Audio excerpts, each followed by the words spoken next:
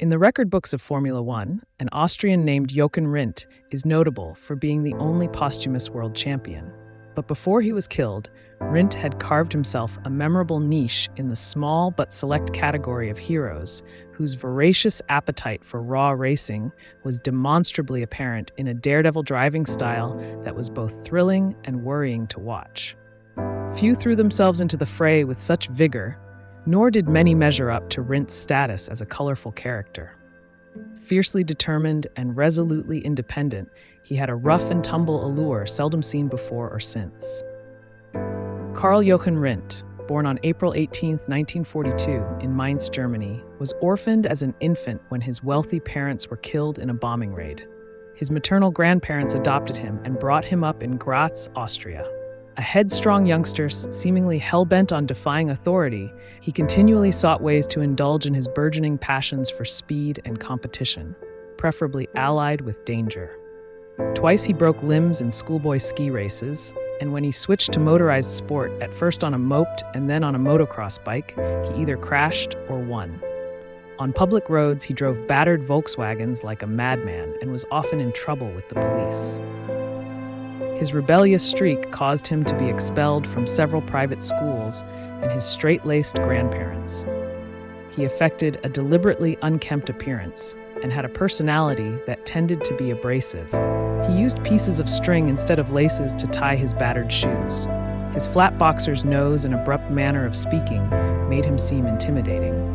Confident to the point of arrogance and ambitious in the extreme, he resolved while still in his teens to ascend to the very pinnacle motorsport. His hero was Count Wolfgang von Trips, the aristocratic German driver whose death at Monza in 1961 failed to dampen Rindt's enthusiasm.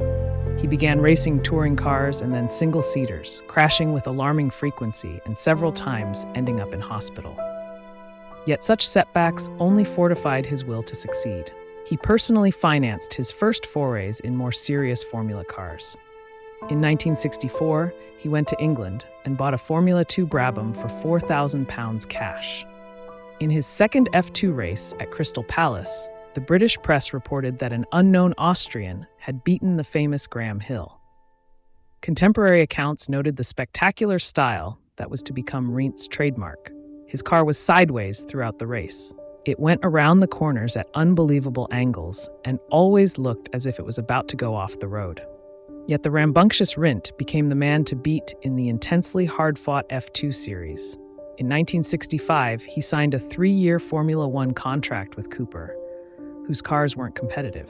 But Ferrari's sports cars were, and Rindt, partnered by the American Mastin Gregory, drove a Ferrari 250LM to victory in the 1965 Le Mans 24-hour race. While enduring 2 more seasons in outclassed Coopers and another in an unreliable Brabham, Rindt flogged his machinery mercilessly. Often he seemed completely out of control, and Jochen acknowledged that appearances were not deceiving.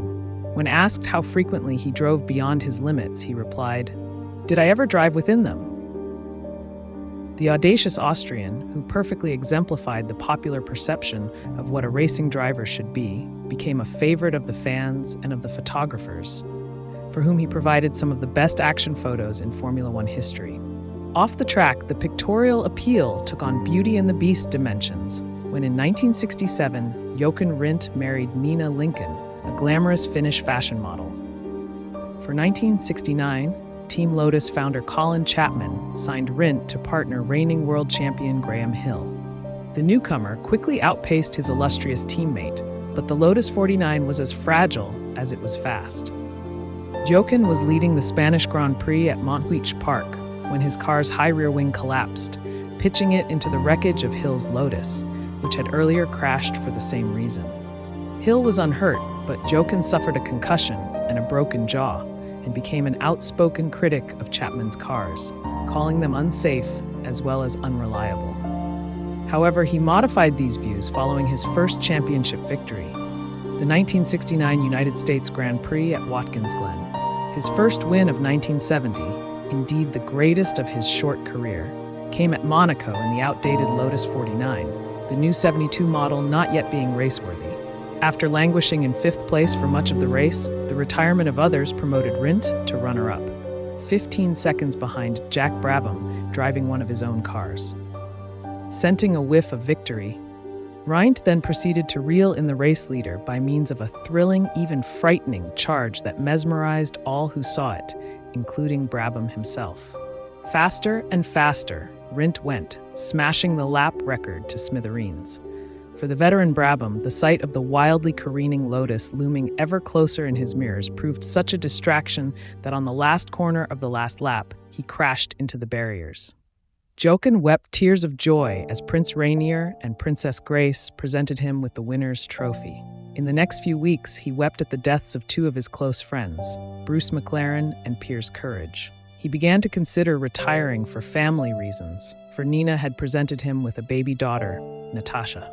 Yet he drove as hard as ever and won 4 consecutive races, including the Dutch Grand Prix, where Courage was killed, and also the French, British and German events.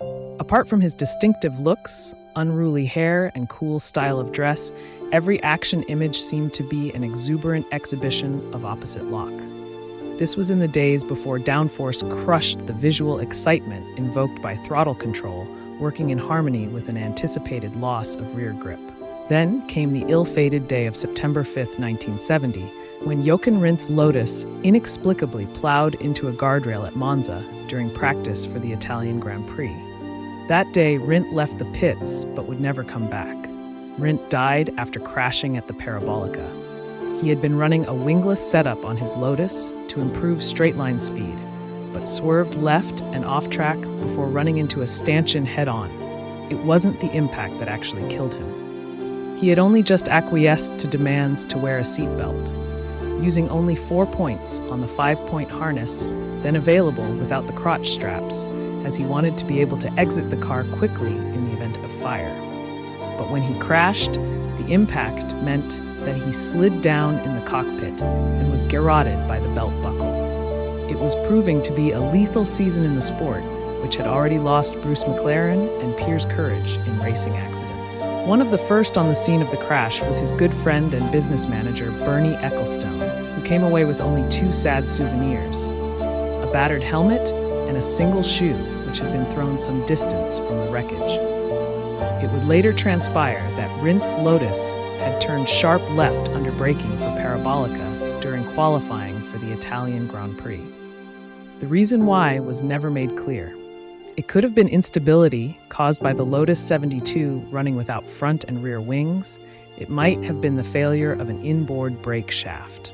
Either way, the front of the Lotus had been completely torn off by a support post when the car's chisel nose slewed under the metal crash barrier. Rindt, who refused to wear crutch straps, submarined in the cockpit and suffered fatal injuries inflicted on his aorta and thorax by the seat harness buckle. His 5 wins thus far would be enough to ensure Jochen Rindt became F1's first and only posthumous world champion. These were the early days of wings in Formula One, and teams often removed them at Monza to ensure maximum straight-line speed. Rindt was running his 72 in such a configuration when he crashed at Parabolica. Denny Hulme, who was following close behind Rindt at the time, saw the car swerve right, then left. An investigation later showed a brake shaft had failed. The Lotus 72 plowed into a barrier which gave way, driving the car partially underneath the barrier, violently tearing its nose off.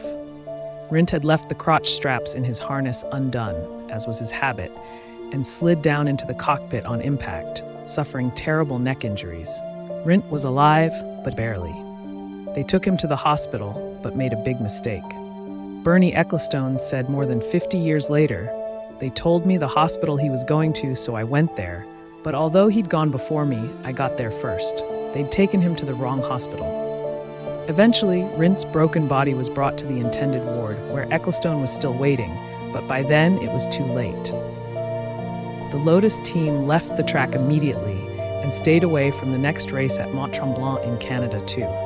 They returned for the following Grand Prix at Watkins Glen.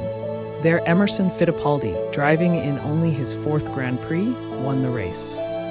In doing so, he prevented Ferrari's Jackie Ickx from being able to score enough points to overhaul Rindt in the championship. Not that Ickx wanted to take the crown from a dead man. Rindt's championship trophy was presented to his widow, Nina. The fatal accident happened close to where his boyhood hero, Wolfgang von Trips, was killed in 1961. At that time, the German was leading the championship, just as the Austrian was now. But while von Trips was later beaten to the title by his Ferrari teammate Phil Hill, even after his death, no one was able to deprive Jochen Rindt of the championship he surely deserved.